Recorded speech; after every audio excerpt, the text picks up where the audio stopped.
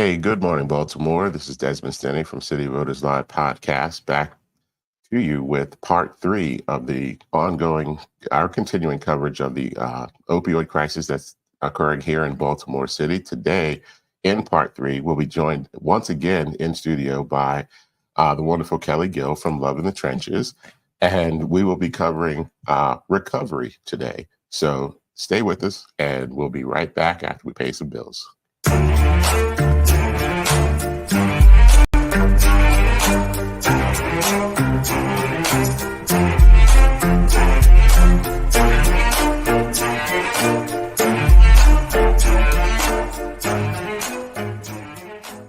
Accident victims like you deserve better. A husband and wife were rear-ended, and insurance offered them $10,000. We litigated the case and got them $375,000. Qualified expert attorneys can get you more. Call Zirkin and Smerling today.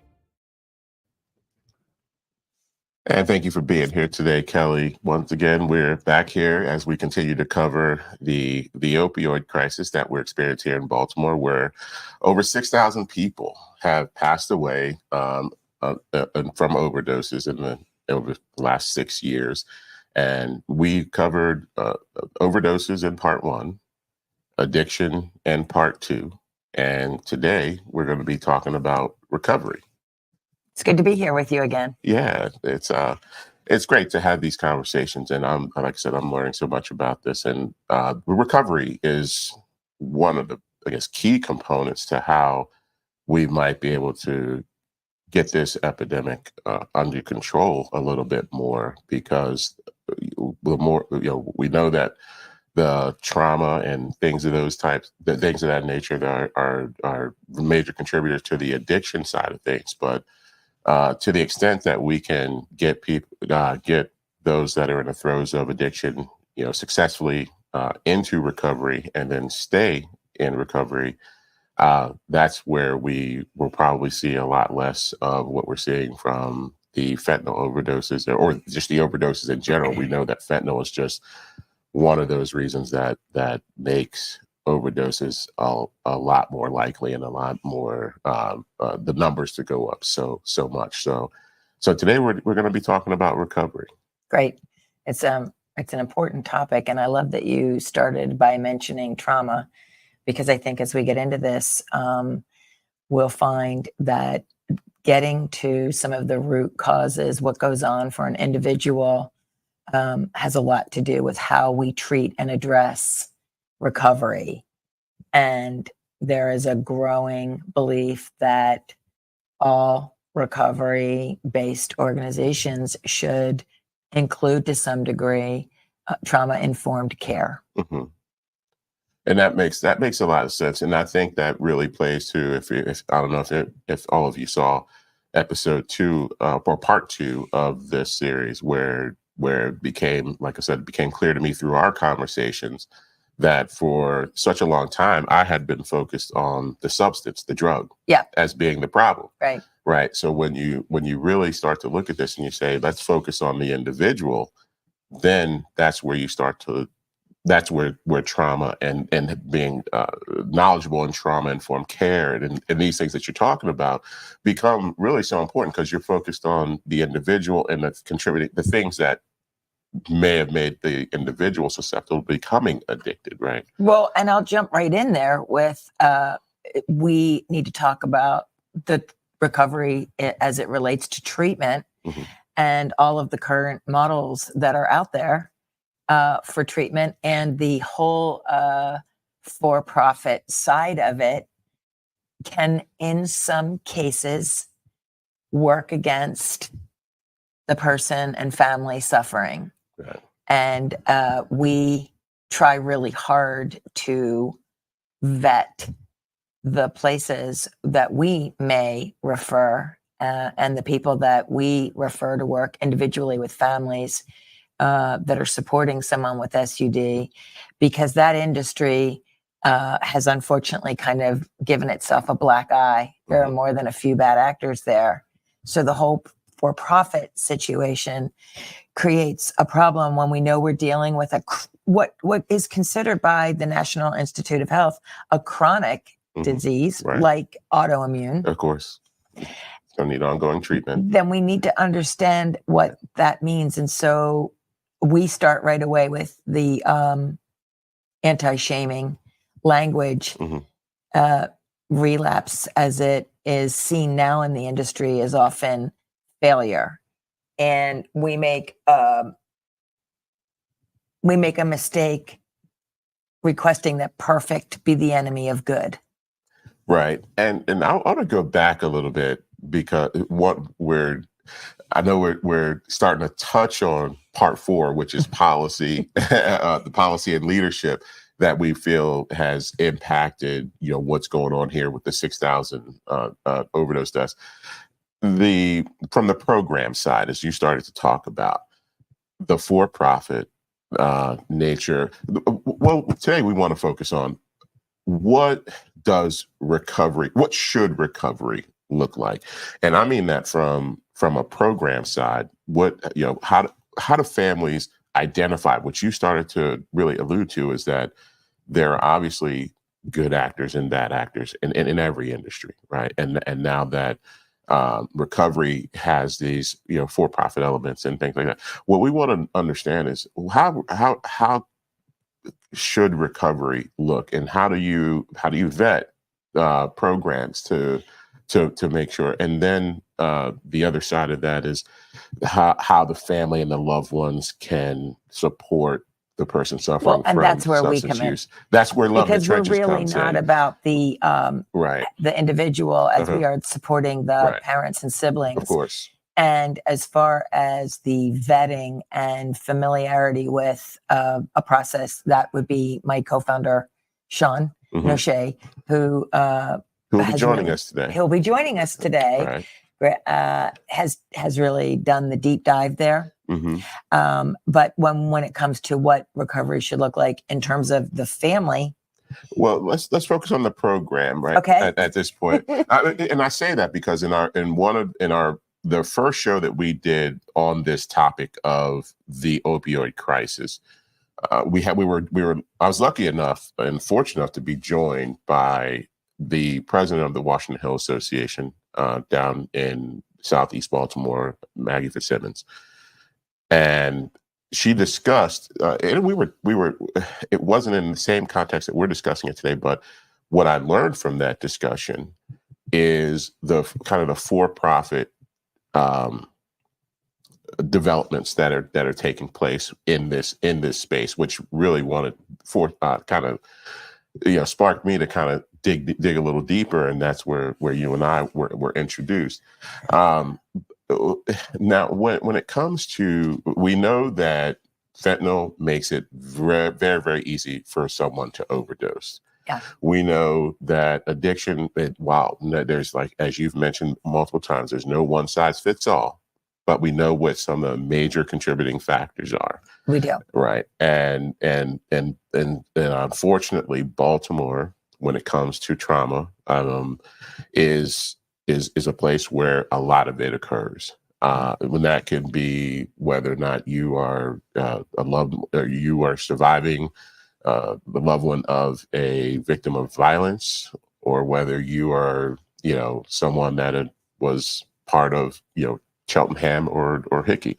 And as we see even in recent news, some of the private institutions have had their histories of folks experiencing trauma while being in attendance there. We know that in Baltimore, that the trauma plays a big role in a lot of aspects of our society. So we know, so we really believe that addiction is, something that, is being called. We know that it's here. It's here in large numbers. So it's really important. When I'm saying all that is to say, it's really important that we have good, strong recovery programs, and that to the extent that we can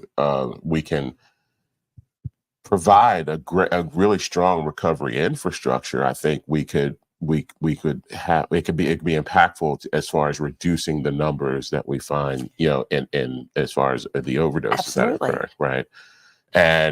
But when it comes to the everyday family member, how do they find good recovery programs. And we'll talk about the process of getting to that point, because I know there's a whole different process of getting your loved one to the point where they say, okay, I'm ready for recovery, or ready to attempt recovery. But even let's say you've reached that point and your loved one has decided and come to you and said, hey, I want to get better. How is it? How does one go about really looking for, understanding what's being offered, and being able to vet and choose the program that they're going to work with? Are you preparing the question for Shawn? Because that is a great question for Shawn. If it's a great question for Shawn, and I think that's a great moment to introduce Shawn Nocher, co-founder of Love in the Trenches, and welcome to City Voters Live, Shawn. Thank you. Thank you for having me here. I'm excited to talk about this with you. Excellent. We're certainly excited to have you, and a special thank you for joining us. We know that you are taking some time to be with us out of your personal time, so I really appreciate you making time to accommodate us this morning. But as you heard, where I was leading up to is, you have a family who has a loved one that has come to them and said, hey, I think I'm ready. I want to get well. Can you help us understand? Because I think the more people understand how to go about doing these types of processes, the better it is for everyone. Okay, so it's a tough question, because as a parent, you go into this pretty blind. You're just shooting in the dark, trying to figure out where you send your child, if your child's willing to go somewhere. Right. And not all recovery programs will work for all people, because someone with an SUD, they don't fit a mold necessarily, other than that they have an SUD. Right. But what we have found is that long-term programs that not only help the individual get through physical withdrawal from the drugs, but then have an understanding that that's only the first step. That's only the first part of the journey. And are willing to stick with them, and sometimes for as long as a year or more. Those are the programs we tend to see more success with. Once a person, because recovery is 2 steps forward, 1 step back, there are very few cases of one and done, where someone goes into recovery and stays there. Because it is 1 step forward, 2 steps forward, 1 step back, most people, and I mean most, I would guess it's probably about 90%, are going to have repeated visits with recovery before they finally are able to change their life. And they need support along that journey. They need, so assume there's going to be a relapse. They need that familiar backdrop of the place they first got sober, or that particular program, to be welcoming them again, staying in touch, monitoring them, asking questions. How are you doing today? Even though they may have left the facility. We find more success with programs that are willing to do that. But a person in recovery, after a number of relapses, if their intent is to go into recovery, will usually reach a point where they may not need so much support. They relapse, they go out and they use drugs one night, and they wake up the next morning, and this is the 7th time they've done this, which is about average, since they first started their recovery journey. So they relapse for the 7th time. They wake up the next morning, they feel like hell. They're like, I need some help. Sometimes that help doesn't mean going back into a long-term program. They're at a point in their recovery journey where they just need a point of contact. So if they can reach out to that recovery center and get a little short-term support, or they can go into a detox for a day or two just to help with the withdrawal symptoms, or they can move into a sober living. Those things are often the final point. That can often be, just as it was the case with my son, that was it. He just, after 7 recovery programs, all he needed was to move into sober living and be around people who were supporting him. So the first time or the second time your child goes into a recovery situation, you want as much support as you can get. And so we try to, at LIT, discover recovery facilities that work that way, that have a long-term program. Yeah, your child can come here for 30 days, but they can also stay here for 90 days, or they can stay here for a year, and they can move into some kind of role where they're helping others, and they can grow within the program. So we're healing the mind as well as the body, and those are the ones that tend to work the best. Right. And it sounds a lot like, the a program that's really going to, as we harken back to part 2 of the series, where they're establishing connection, and Exactly. they're establishing purpose, Right. and they're reconnecting, and they're finding that reason to be present Yeah. again in their life. And I hate to keep going back to the same TED talk that I found so impactful for me, but it sounds like that you're really looking for like you said, there's no one size fits all. Mhm. Everyone's going to find comfort in different ways, but it sounds like the arching element that you're looking for is one that is willing to, number one, re-engage with the second, third, fourth, fifth, Exactly. attempts, and then helping reestablish connection and purpose and Right. promotion, and it sounds like it even becoming part of the program, right? Exactly. In many cases, that is the case. And we find that the biggest failures tend to be with programs that shame. Some programs still do shame. So the person relapses and they basically say, "Hey, you're out of here. You're worthless. Go. You're never going to get sober." Or those are the programs that we find do the least good, and don't really participate in the healing process for the person who has sought help. Right. And Shawn, you have a great thought about the stigma of abstinence. Demanding 100% abstinence or you're a failure. Right, which is and abstinence, especially in the early days of recovery, is impossible. It's just I truly, in my experience with the hundreds of families we have worked with, I know of one person whose child went into recovery first time, came out believing he was healed, he was never going to use again, stayed in recovery for 3 long years. And I kept thinking, this is such an anomaly. And I was right, because he fell right back into it, and is right back where he started, because one and done doesn't heal. It's a process of the person discovering themselves, starting to understand what their triggers are, what makes me want to use, what do I do? And I give this example a lot of times to my families.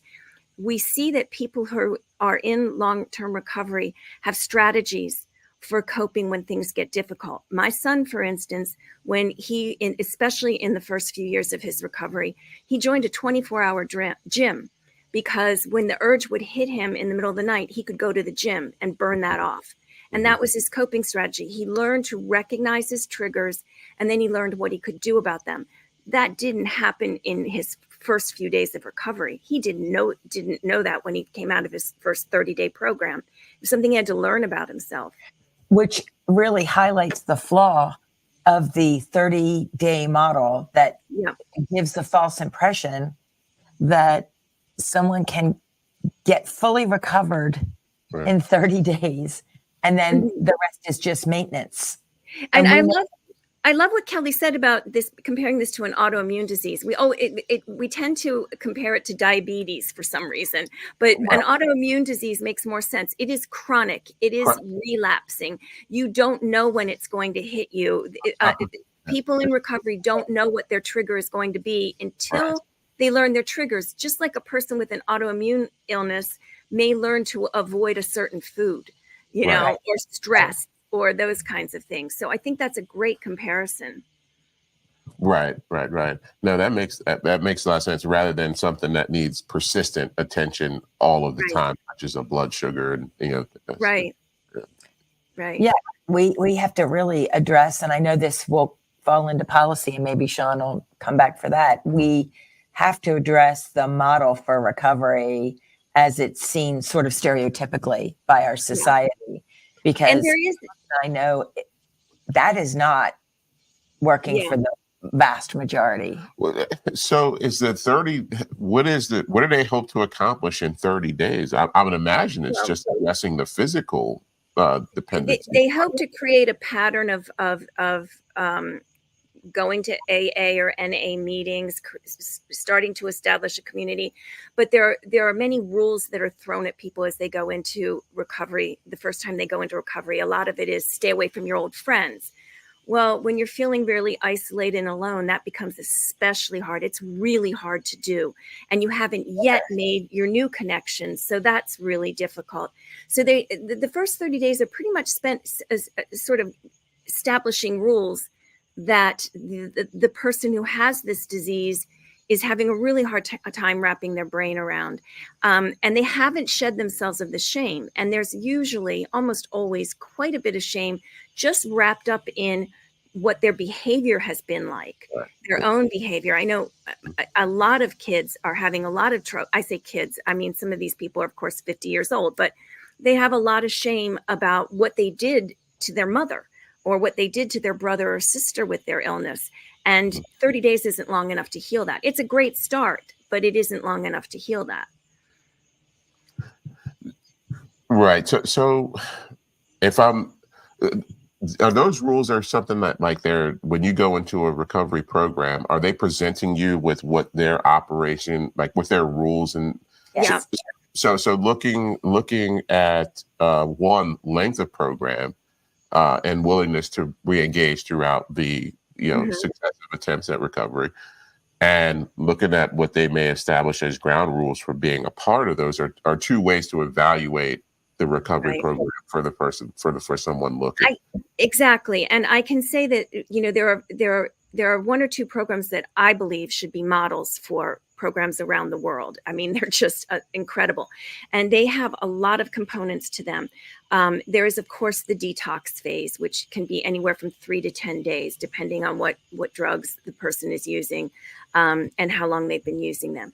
But once someone gets through that, the particular programs that we really love have a lot of different parts.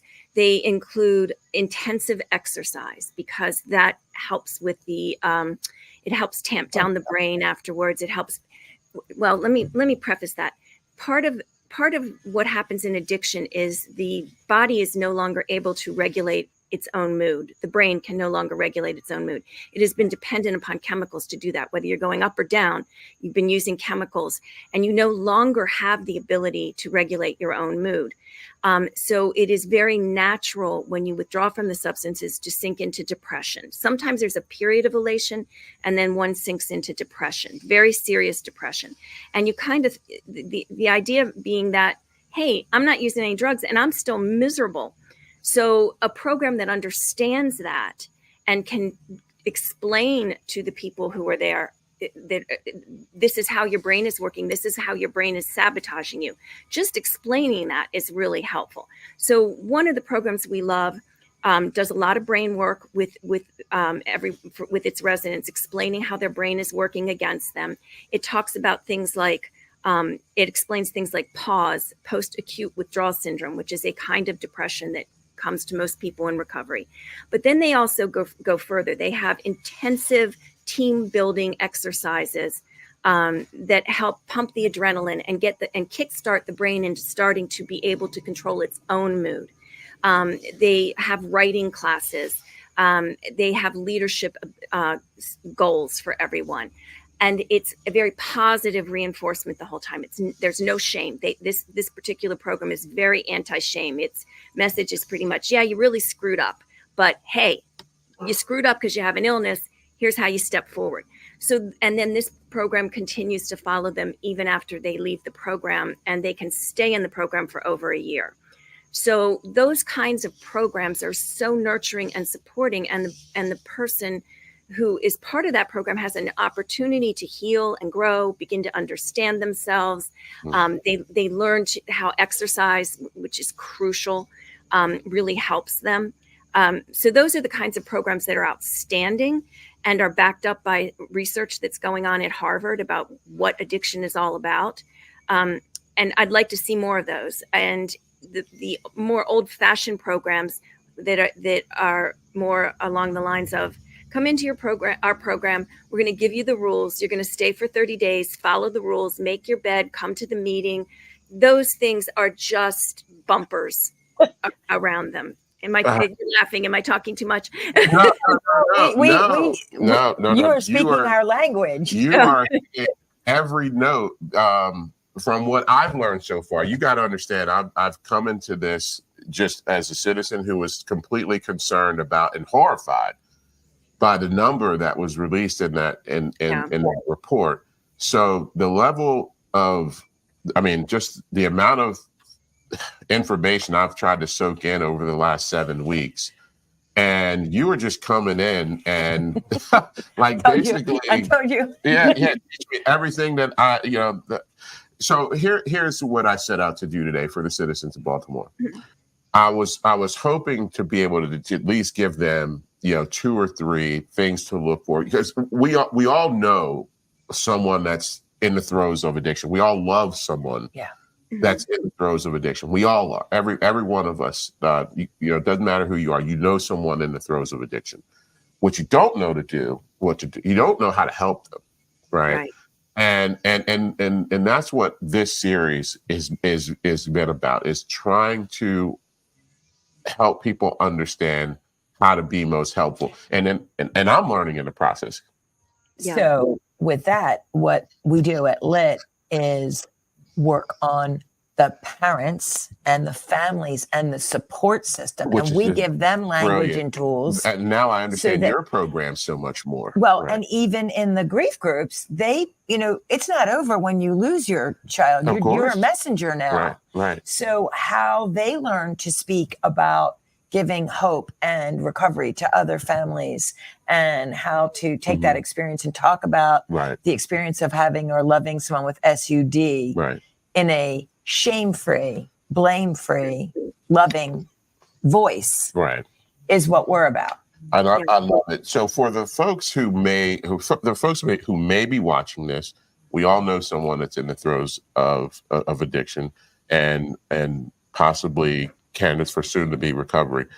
When you're looking at a program, from what I've learned from the brilliant Shawn Nocher this morning, look at the length of the program and its willingness to re-engage with your loved one over a period of time throughout the entire process. There's no 30-day magic program that's going to make someone well. Look at their rules. Do the rules seem punitive or something that's supportive? Or supportive, yeah. Right. This is what I'm learning from you today. Does the program have a component where they're explaining so that someone can understand what they've just been going through and how it has impacted their mind and their brain, their ability to self-regulate mood, and the other impacts that these chemicals that they've been ingesting have, because just like any drug, if you're supplying your body with anything that the body would normally do or create, the body's just going to say, okay, well, this thing's got it. And you see that with like you mentioned, the 24-hour gyms with steroids, right? So your body will stop producing the things that the steroids are giving you. So helping folks understand that that part of the program where they're explaining to them, because you can always handle things if you just know what's going on. If your expectations are managed, if you understand, this is why this is happening. You're not confused by what's happening. So that third element of the program, explaining to them, what's been going on and how the chemicals have impacted their body, but also following that up with a component of the program that's helping them regenerate the ability to start so for their body to start producing the mood regulation and things like that. And the fifth thing, and I have that in the biggest bullet point, and I'll put all these as part of this episode in the notes in the comments section. No shame. No shame. And this is dovetailing right into the second part of the conversation that I wanted to have today, which is the family, because like I said, I personally, have a loved one that's in the throes of addiction. I haven't handled it very well. I'm probably, a lot of what I've been reading about is the way that folks have handled this in the past is Johan say, you take the relationship and you threaten it and Mm-hmm. make it contingent on their behavior going forward. Right. Well, that's a lot of Right. pressure for, now that I can see that now. Which right? is why we talked about the intervention Right. oftentimes is actually another traumatic It's a event. total traumatic event. You're getting everyone that they know and love together to say, if you don't shape up, Yeah. bro, cut you off. And this I mean, is all the yeah. stuff you've done to screw us up, so you better go to this place. And then their motives for going are skewed. Yeah. Right. Yeah. Right. And so the second part of the conversation, the first part of the conversation today, I was hoping to have, which we have, which is how can loved ones who have someone they're dealing with that is in the throes of addiction, how can we help identify the place Mm-hmm. once the loved one has gotten to the point where they say, I'm ready to give it a try? Yeah. So the second part of the conversation is talk to the loved ones on how they deal with their loved one. Wow. That's a big one. And that's what we do. That's what we do at Lit. And That's what you guys do. Yeah.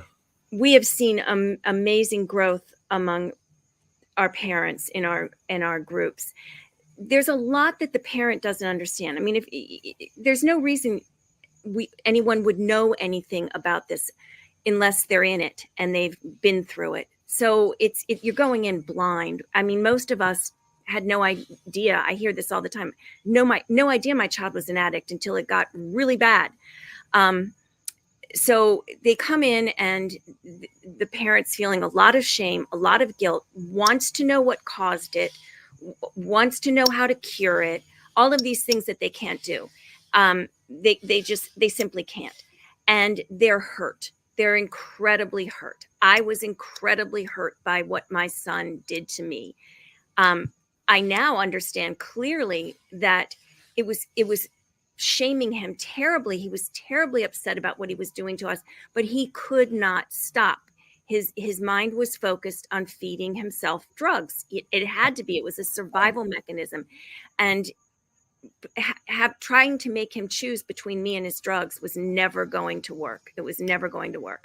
Right. So we work with parents in a lot of ways, but we explain to them that whether or not their child loves them is not even part of the picture anymore. It's right. Simply you love your child, and we can help you learn to speak to them in a way that might be more productive. We can help you learn to not be a part of the drama.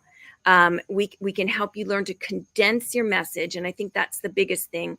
If you're trying to move your child or your spouse or anyone into recovery, you do not need to prove to them that they have SUD. You do not need to prove to them that they have a problem. They know. So you don't need to say, and what happened to the car last night? And what really, that's where you were? You don't need to prove anything. You need to condense your message, and your message simply needs to be, you're not well. This is a problem. Do you want help? Do you want help? And you keep your message very direct and very short. You make the assumption that they understand they've made a mess, that their life is in chaos, and you're there to support them in recovery. You're not there to feed their addiction. You're not there to support their illness, but you are there for them if they're in recovery. And you stop shaming. You stop saying you should have done this, or you need to do this, or you must do that. You stop. You put it back in their hands. You know where your life is right now. How can I help you go into recovery? Or are you ready to go into recovery? Or can we look at resources together? But stop the shame. Stop trying to prove they have a problem. They know it. They know they have a problem. So I love what you're saying about the choosing, when parents or loved ones say you can choose the drugs or you can choose your family. And all that's implied is that you lose your entire support system and everybody you hold dearest if you pick the drugs, which they cannot help but pick. Right. It's a survival mechanism, picking the drugs, believe it or not. It sounds silly, but it is. And I say this a lot because it really struck me. I don't know if it means anything to anybody else, but when my son was asked what got you sober, that was the question. How did you go into recovery? And he said, I don't know how to do this. I don't know how I did what I did. I don't know how 10 years have passed. But the one thing I can tell you is you can't do this alone. You need the love of your family or a support system, an aunt, an uncle, a grandmother. You need somebody to believe in you when you don't believe in yourself.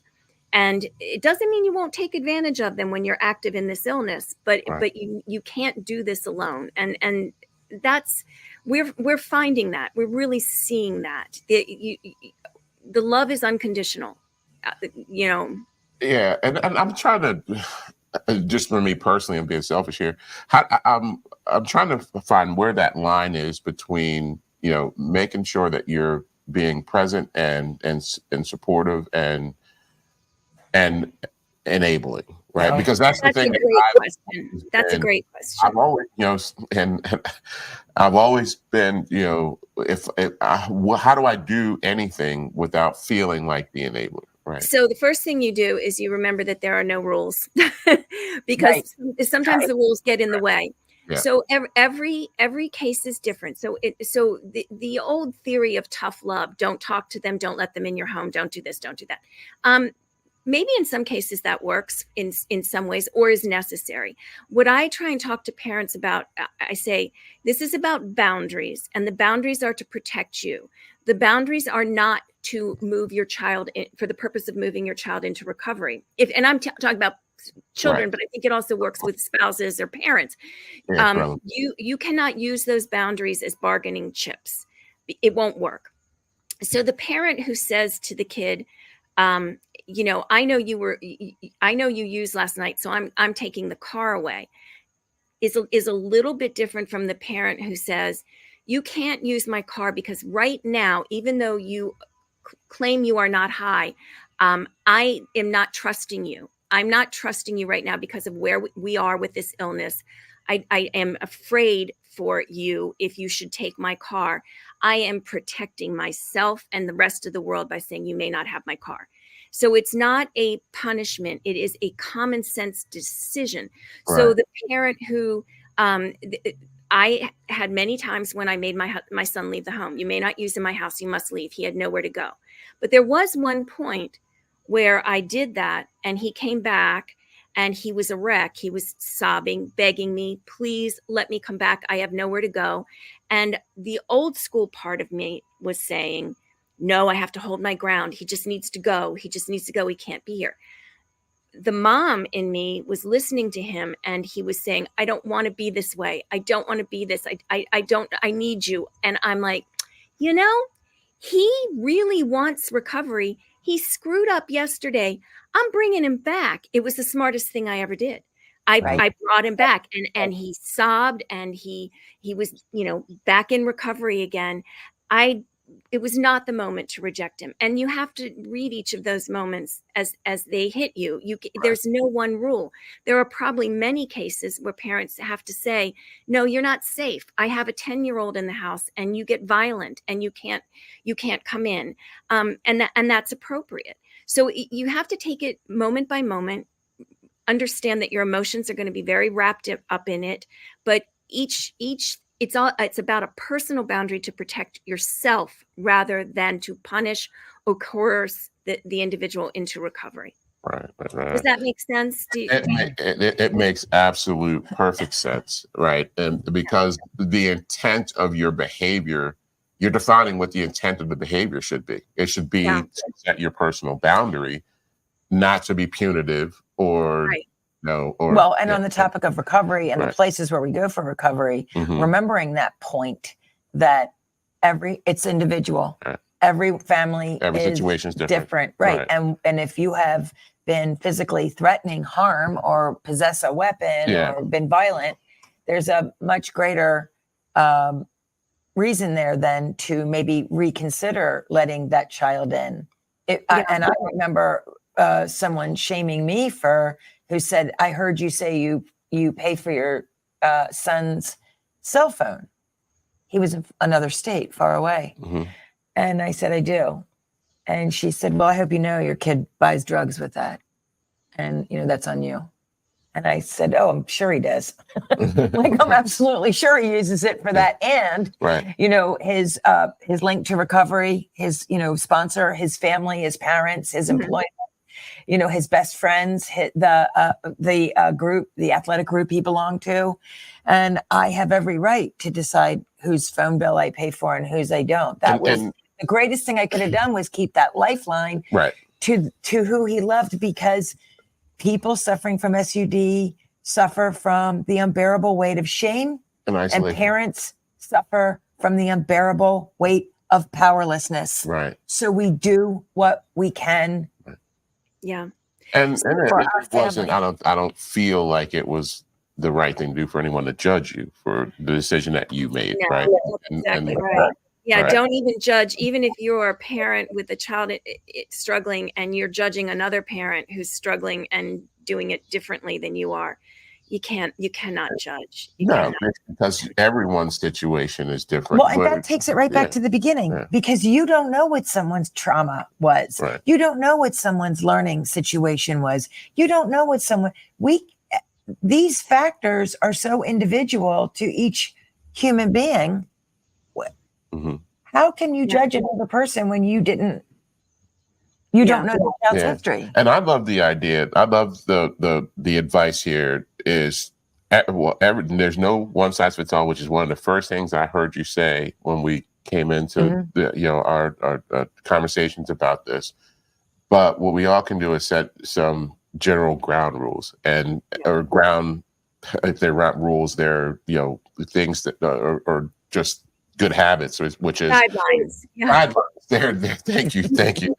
Guidelines here. And when it comes to family and it comes to society, and we're dealing with folks in the throes of addiction, and we're trying to be supportive, is just look at it from your personal boundary standpoint, right? Yeah. And your own situation, where you're going to do everything you can for your loved one, but you still have your boundaries that you need to protect yourself and the other loved ones that are involved with the situation. Absolutely. And let that be your guiding light. And I will also add, in some cases, when the situation is really bad and feels really hopeless, a parent will choose to cut off contact for a period of time.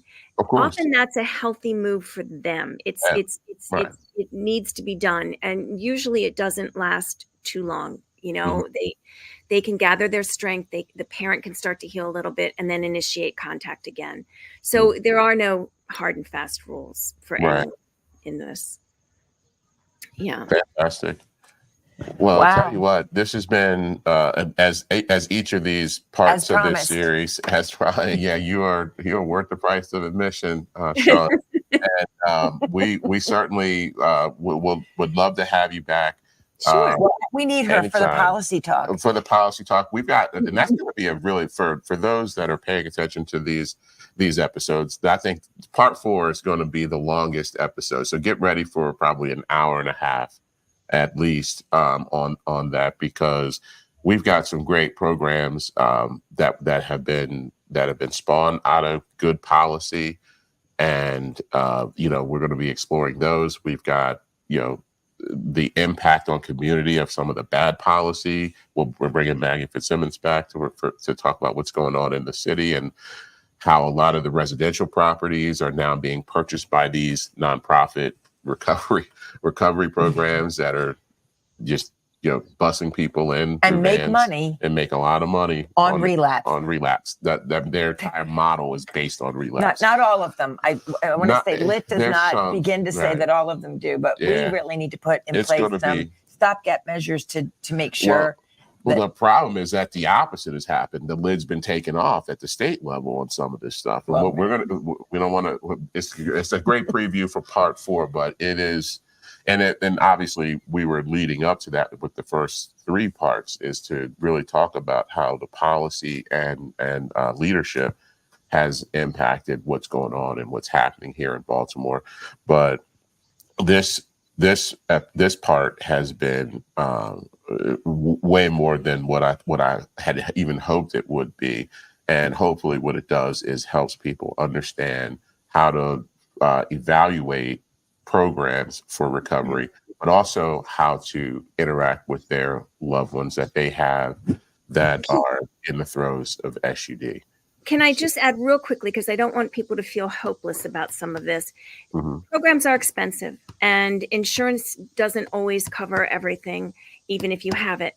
But that is not to say that there aren't some wonderful either outpatient programs, or even there are wonderful places in Baltimore. I wish I knew more about more of them, where people are getting into recovery through fellowship in a church basement that meets every day and they worship together. And that may not be your thing, but it also may be a lifeline for someone who can't get into a program. And that is continuous and ongoing and supportive, and in many ways mirrors what goes on at the best recovery centers. So it's not hopeless. If that's where you're landing, please don't turn your back on that. Please don't think you can't do this without. I smile like this when I have an idea. So that's my tell, right? And this mini series that we're doing has helped me understand a little bit about some of my purpose moving forward. And what I'd like to do is to continue this series is maybe start to explore some of those options that you're mentioning right now. Some of the I guess the ones that are a bit under the radar that not a lot of people know about, and maybe begin to highlight them. Right. Because the more options that people have out there, I mean, some folks are limited by not just economics, but by geography. Or so if there's a program going on in the basement of a church that they just doesn't know, that's 2 blocks away from them. Right. Yeah. To the extent that we could make that known to them, that there's something right there. So I think that might be a continuing opportunity for us to stay engaged with LIT, to highlight some of the programs that people might not be you totally want to stay engaged with LIT. Yeah. But either way, thinking out loud. But again, thank you so much for joining us. We know that, like I said, we know we're infringing on your personal time, and we're probably 20 minutes past what we told you. It's family. It's family here. I needed a little break. I hope they don't watch this. We might have to edit that part out. Oh, no, they know I love them. Good stuff. Well, thank you so much for being with us, Shawn. Sure. Good to see you both. Okay. Pleasure to have you. Look forward to the next time. Okay. Bye. Bye. Man, that was amazing. And I love to learn things. But especially when you learn things that's going to help you be better to you people that you love. You right? hear it, and it's that whole once you know better, you do better. You said that too. I can't remember that was in part 1 or part 2, but I've heard you say that when you know better, you do better. I might have said that over coffee. Maybe. I want to add one more thing while we're talking to everyone about recovery, and that is to remember, in the face of the fentanyl crisis, especially what we're dealing with here in Baltimore, unfortunately continuing to be highlighted at a national level, is that everyone should have Narcan. And Narcan is hope, because there are a lot of people walking around today embracing recovery, leading great, full, healthy lives because they were spared from dying from an overdose. And I would just say, if you want or need Narcan, please reach out to loveinthetrenches.org, and we will make sure you have Narcan. We are an overdose response program through the Maryland Department of Health, and it is absolutely our pleasure to make sure you have it. And thank you for making that statement, and hopefully you guys will get a ton of response on that. And I couldn't agree more that it's nothing to be intimidated about. Even myself, we have Narcan here in this house. It's like Band-Aids now. Right. You put a helmet on to ride a bike, and a seatbelt to drive your car, and just have that in your first aid kit so you can save a life. In the first aid kit, there's no question that it should happen, and it's simple. It's easy to administer. It takes 10 minutes to teach you, right? And or less, right? It should just. Are first aid kits just coming with them now? I hope so. Soon. Well, this has been amazing for me, and I hope it is for everyone that will be watching this part 3 as we continue to cover the 6,000 deaths, opioid related deaths that occurred here in Baltimore City, trying to help myself as well as everyone else in Baltimore understand how it could have gotten to that point. I don't think there's anything more important than the recovery aspect of it, because as you mentioned, there are a lot of folks who are walking around now because they were spared. Yes. But there was 6,000. Where there's breath, there's hope. Right. Where there's breath, there's hope. And I wanted to leave everyone just with something that impacted me tremendously from the TED Talk, another clip from the TED Talk. But it's Johann Hari talking about how going forward, he's going to interact with his loved ones. And it really helped me and how I need to make some changes about how I do things. So I hope everyone enjoys the clip, but even more so, I hope that everyone will join us for part 4 as we talk about the policies and the leadership. Yeah. That's going to be a really good show. Thank you for watching City Voters Live, part 3, recovery. Enjoy the clip, and we'll see you in part 4. Thank you. I looked at the addicts in my life, and if you're really candid, it's hard loving an addict, and there's going to be lots of people who know in this room you're angry a lot of the time. And I think one of the reasons why this debate is so charged is because it runs through the heart of each of us, right? Everyone has a bit of them that looks at an addict and thinks, I wish someone would just stop you. And the kind of script we're told for how to deal with the addicts in our life is typified by the reality show Intervention. If you guys haven't seen it, you get an addict, all the people in their life, gather them together and say, if you don't shape up, confront them with what they're doing, and they say, if you don't shape up, we're going to cut you off, right? So what they do is they take the connection to the addict and they threaten it. They make it contingent on the addict behaving the way they want. And I began to see why that approach doesn't work. And I began to think that almost that's like the importing of the logic of the drug war into our private lives. And what I try to do now, and I can't tell you I do it consistently, and I can't tell you it's easy, is to say to the addicts in my life that I want to deepen the connection with them, to say to them, I love you, whether you're using or you're not. I love you, whatever state you're in. And if you need me, I'll come and sit with you because I love you and I don't want you to be alone or to feel alone. And I think the core of that message, you're not alone, we love you, has to be at every level of how we respond to addicts, socially, politically, and individually. For 100 years now, we've been singing war songs about addicts. I think all along we should have been singing love songs to them, because the opposite of addiction is not sobriety. The opposite of addiction is connection.